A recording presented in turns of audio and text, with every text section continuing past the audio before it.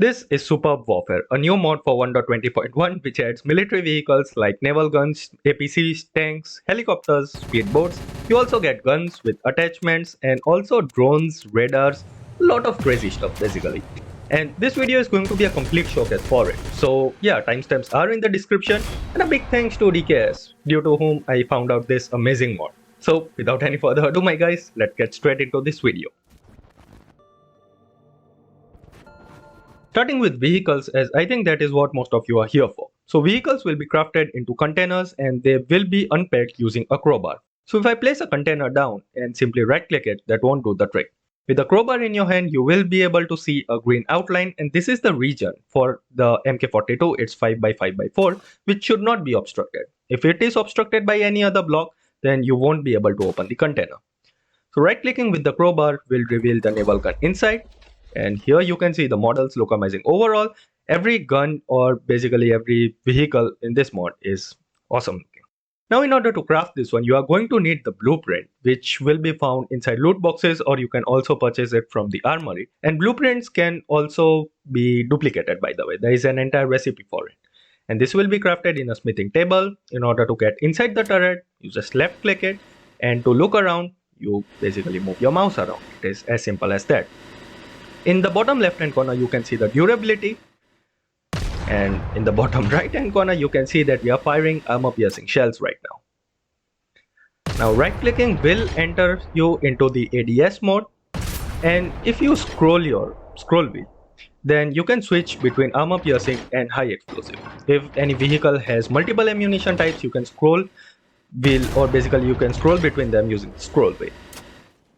So high explosive, obviously it does much more area damage compared to armor piercing, and in survival you are going to need the respective ammunition for that gun or the turret. So here I have the high explosive and armor piercing shells. Once again, recipes using JEI, and as you keep on using the gun, this will consume the ammunition, and if you run out, you run out. Now if you shift right click again on the vehicle, this will pack it, and once again right clicking it will unpack it. It is as simple as that. Now moving on to the next naval gun that we have. This one is the 138mm gun with dual barrels, and this one fires 2 shells at the same time. I think this is a gun from Mortar, and this also has the same options, armor piercing and high explosive, but with lot more area damage because we are firing 2 shells at the same time. So here you can see big area damage right there. And now shooting this gun on another vehicle will actually take its durability down. So here we can see that the durability is down to 82 out of 350, and if we let this turret sit for a while, then it will start regaining its durability. I don't know of any other way that durability works right now, and if you damage a turret enough without giving it time, then it will explode. So there goes our 138 turret right there. Now coming on to the Annihilator energy gun, the biggest naval turret in this mod. It is pretty massive with 3 barrels, all 3 of them fire at the same time. But if I get inside this right now, I won't be able to do anything. It has full durability, but you will see that there is also a requirement for energy, forge energy. So there are multiple vehicles and turrets in this mod which require energy, and for that we have the charging station.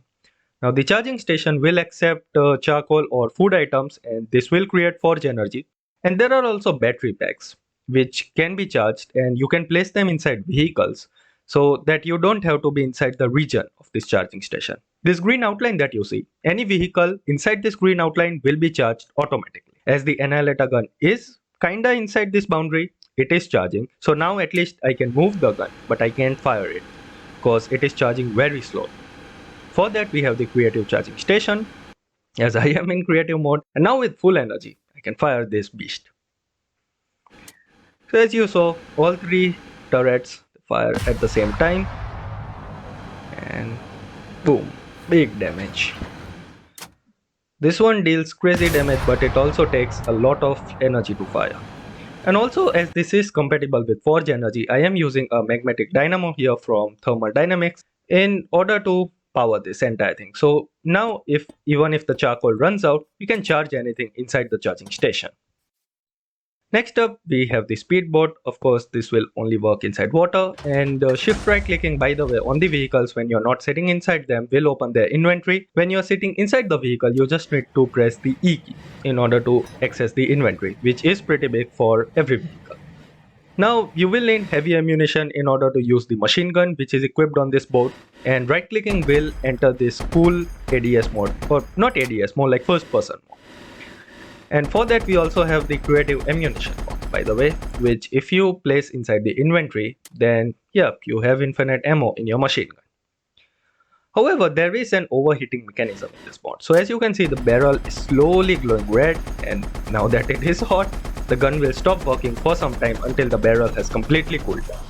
Once it has cooled down, you can start using it again and overheat it, and yeah, stop using it for some time. So this is a cool overheating mechanism in the mod which applies for some guns which use this. Next up we have the Little Bird, which is the only helicopter in this mod. Using space, you go up, shift, you come down, and you can fly around using your mouse. And we have the 20mm cannon, the autocannon equipped on it, along with the 70mm rocket pods, which you can scroll through and fire using the left button like this. However, it is difficult to fly this thing, and if you come down hard, then it is going to basically get blasted. The durability will run out completely. Starting off with the land vehicles, the first one we have is the LA V150. Now this one comes equipped with a 20mm autocannon along with a 7.62 coaxial machine gun. Also, in order to drive it around, you are going to need power. Otherwise, the turrets, they can be used without the power, I think.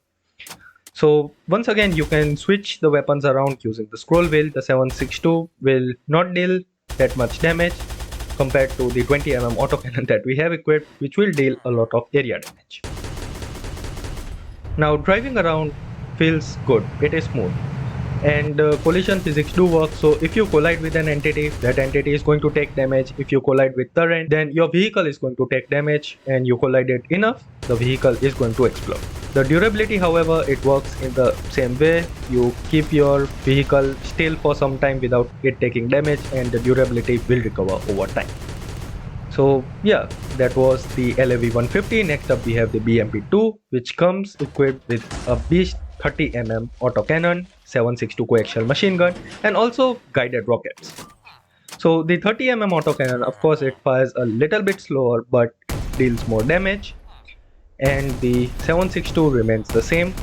And the rockets, they can be guided a little bit, not a crazy amount like MC Heli does, but yeah, you can guide them a bit, as I think these are wired rockets. And driving around in third person actually feels awesome. Next up we have the only main battle tank in this mod, and this one uses a ton of energy. It looks really sleek. Now you have the two options of armor piercing and high explosive rounds. No coaxial machine gun on this one, and it drives very smooth, and the way it sounds is even better. So I'm going to shut up now and let you listen to this.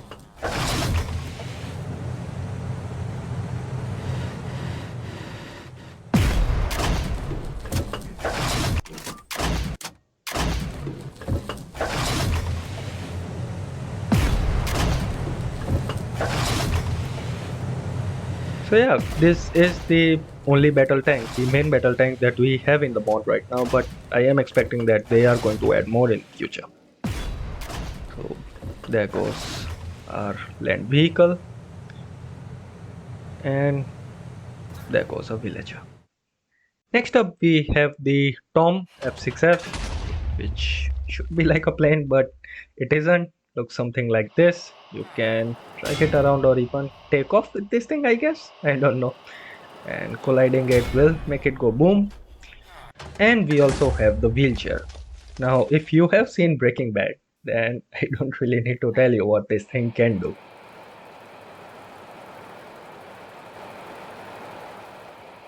Now there are drones, and these are very interesting. So these can be crafted using a simple recipe like this.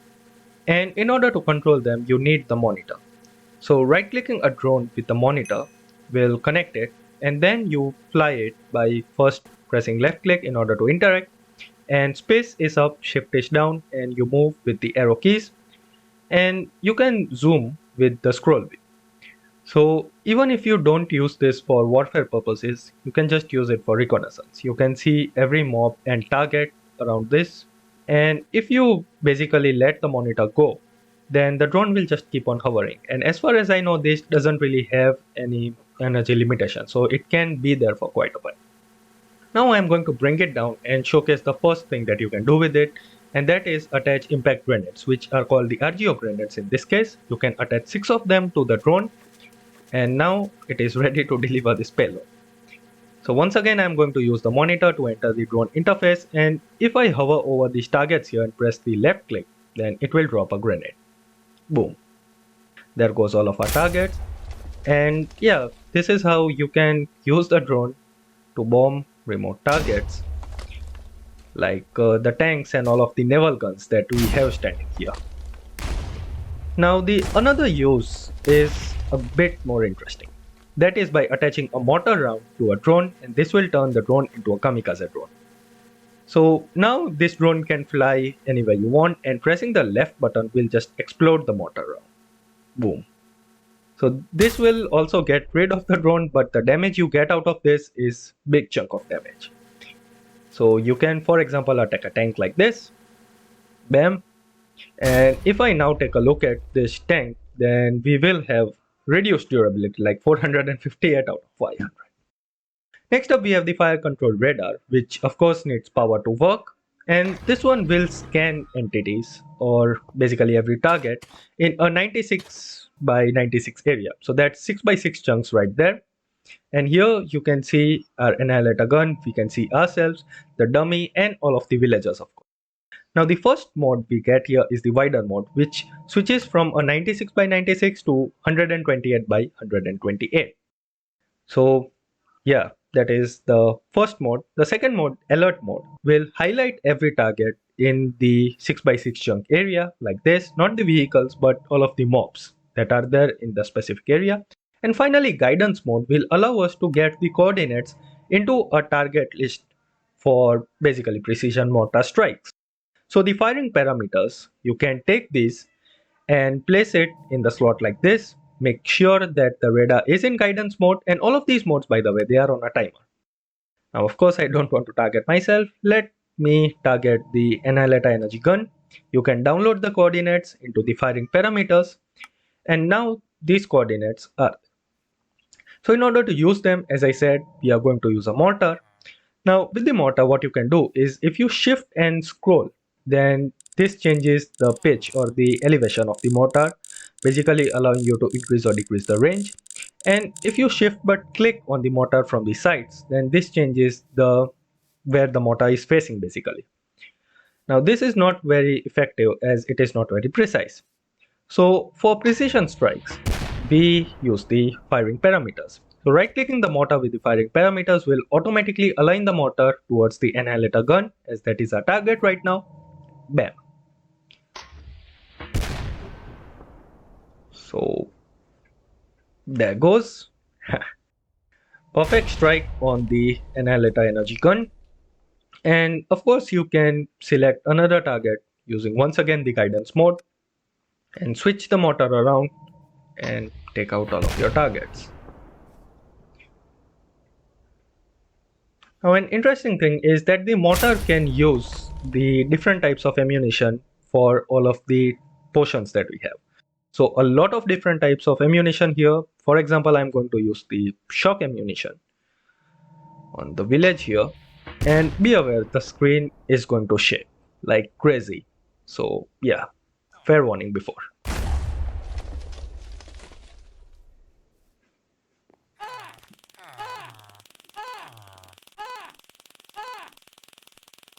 So yeah, that is how you use the different type of mortar rounds. And also the firing parameters, you can set the coordinates by simply right clicking on any place. The laser defense tower, the last machine on the list, will require power, and shift right clicking it will activate it, and it will automatically target hostile mobs within like 16 blocks I think. So yeah, it uses 5000 FE every time it charges up and fires, but it deals a lot of damage. So you can have a lot of towers like this going ham and killing everything in the radius. So that does it for all of the vehicles that we have in this mod. Now let's move on to guns. For guns, the first thing I'm going to show is the gun Reforge Table. Now why this is important is because an unemployed villager will use this as its workstation and turn into the armory. And from here you can buy the blueprints or ammunitions, shells, different things. I have been abusing these, so that is why they are so expensive. But anyways, in order to craft the guns, once again you are going to need the blueprint along with the material pack. But material pack come in different types like the common, epic, rare and legendary.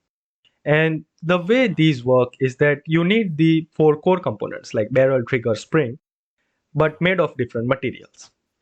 So the taser, it deals damage over time and it slows down the enemy by basically shocking them. So I'm going to use the test dummies now in order to showcase all of the guns. And next up we have the Glock 70. Now this one only has one firing mode, so you can switch around using the N button or the N key. But yeah, it only has a single firing mode. Now an interesting mechanism with these weapons is that headshot of course deals bonus damage, body shot deals nominal damage, but leg shots or below the waist will slow a mob down.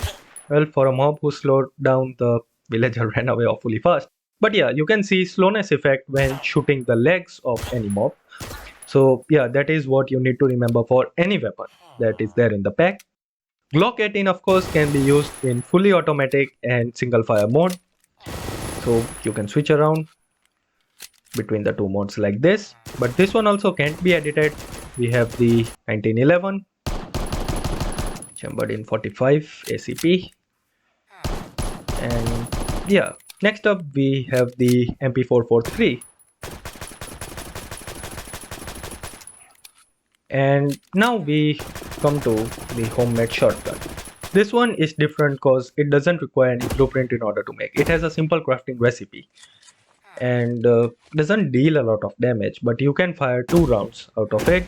Reloading takes a bit of time. And now if we look at the tooltip of these guns, you can see that the gun, the trachelium that I have, we can press H in order to edit this, and I am in survival mode. This isn't using any resources. You can use the arrow keys. So the left arrow key is for either muzzle brake or silencer, the up arrow key is for scopes, down arrow key for magazines, and the right arrow key for stocks. So now our simple revolver has become into this long range monstrosity. And if I remove everything, then the base weapon, it fires something like this. Coming to Vector, this SMG has a very fast rate of fire and it can also be basically equipped with attachments. So now let me showcase how the perk system works in this one. So the more you use any weapon, the more its level is going to go up. So as you can see on the Vector, we have level 2 and upgrade point 1 available. The more you use the gun, you fire it, you deal damage with it, you kill mobs with it, the higher its level is gonna go. So as you can see here, we have some level 1 weapons, some level 2, and every time you gain 2 levels, you are going to gain 1 upgrade point for it. So here I am going to use and abuse my Vector in order to get rid of all of these lines. And this will basically make my Vector go to level 6, and that is why we will have 3 upgrade points available in order to equip perks on this gun. So right now if I take a look at the stats, we have level 5, little bit more, and we are going to hit level 6 with this gun. So there we go, level 6, upgrade points 3. So there are 3 different types of perks. We first have the ammunition perks where you have armor piercing, jacketed hollow point, incendiary rounds, poison bullets, blast explosion bullets. These are the ammo types. Next up we have some of the utility where the different criteria will either heal you, you can pull XP towards you, you can auto target, which is pretty overpowered, I tried it before. And finally we have the damage perks. So there are these 3 category of perks. The description that they have, basically they are self-explanatory, you can read them. And now that we have 6 upgrade points, because I basically messed this up in creative mode, but let's assume that we have 6 upgrade points. On a base level, any of the upgrade is not going to consume points. So you can equip one ammo type. So here I am going to use the AP bullet, armor piercing, and this will increase the armor piercing to 70%. If I raise the level of this perk even more and then craft it, you can see the armor piercing went to 85%. So that is how the leveling system works. I think any perk can be leveled up to maximum 50. So for now, I am going to equip incendiary bullets on the Vector, and now every single shot will burn the target. The higher the level of this perk, I think the more damage it is going to deal over time, making it very overpowered.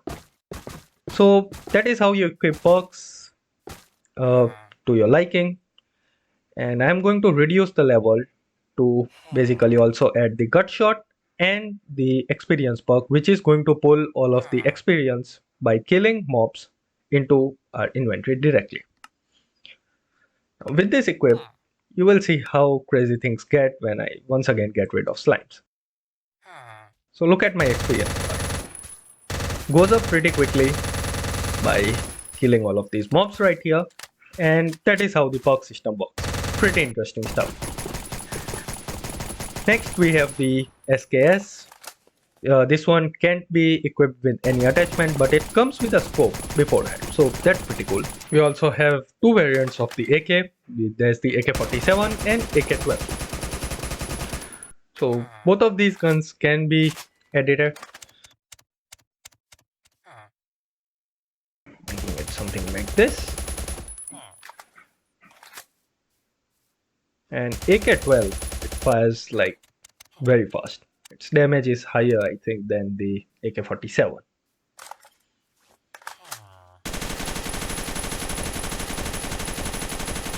I think I can make them a warden. Look at that Iraqi reload. So trying this out in survival, if I can aim properly. Well, there goes our first magazine. Let's see if the warden gets me or I get it first. Oof, close one. So yeah, that's the AK-12. We also have the M4A1.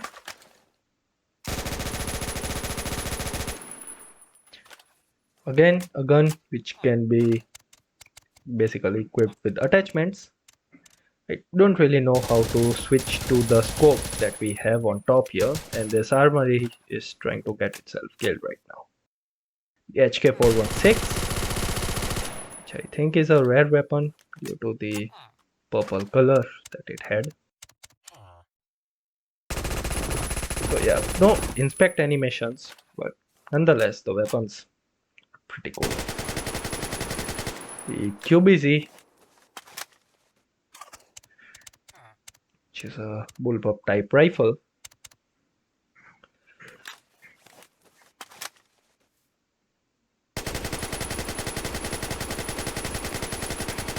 And the MK14 EBR, the Marksman Rifle.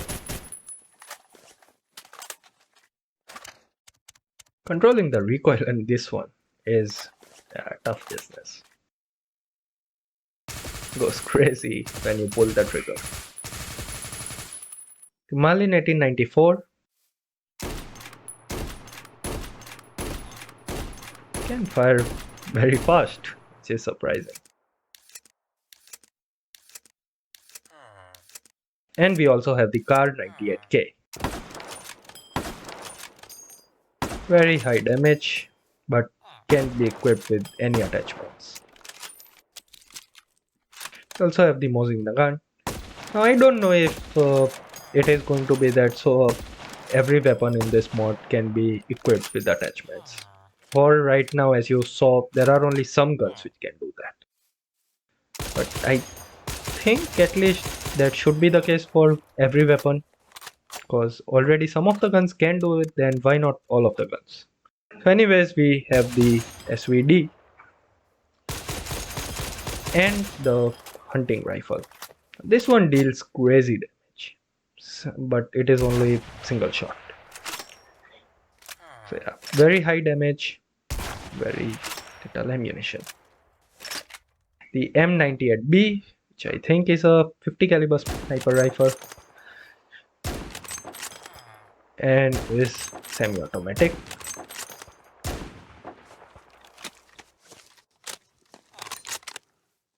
And now we come to an interesting weapon, which is the Sentinel.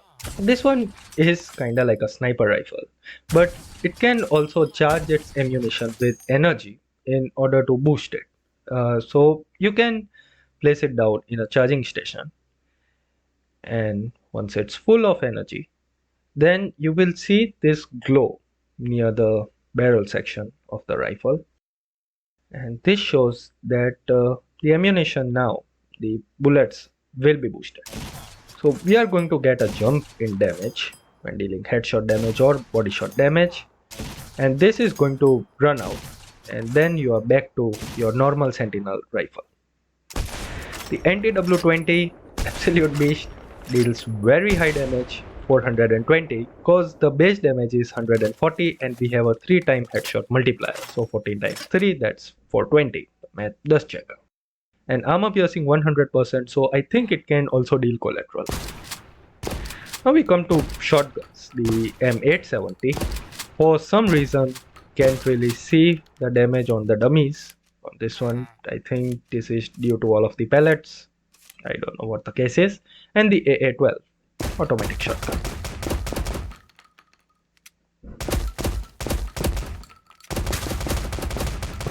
Fun stuff.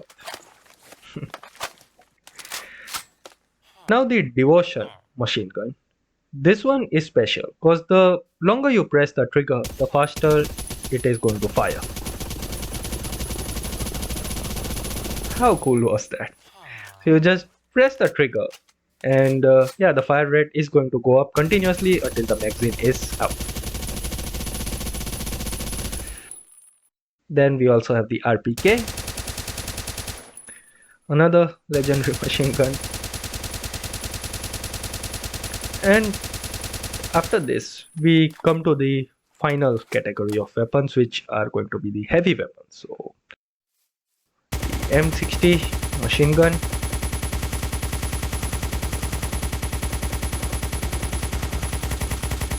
The interesting thing is that the ammunition, the way it runs out, is pretty realistic. So it's not like the magazine still has ammo when it shows 0 ammo on the counter. And the M134. Now on this one, you can press the right button and scroll to change the rounds per minute. So the lowest it can go to is to 300 rounds per minute, and the highest you can go is 2400. So very fast. And this gun also has the overheating mechanism. So if you continuously use it, you can see the barrel heating up, and there is also the red bar in the HUD, and now it will cool down for some time. If you keep pressing the right button, it will keep on rotating, which results in a faster rate of fire, or basically you can start firing quickly. We also have the arrow, or the bow, sorry, and the M79 grenade launcher.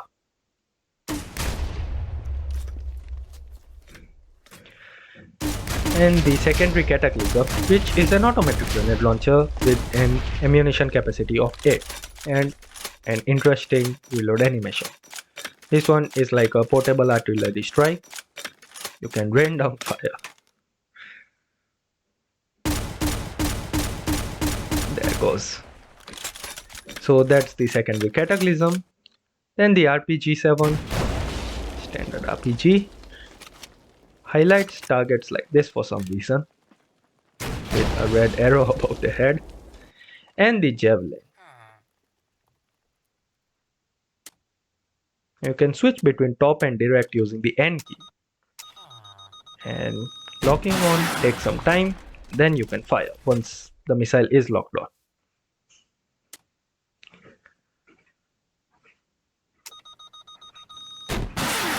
So this will work on mobs as well.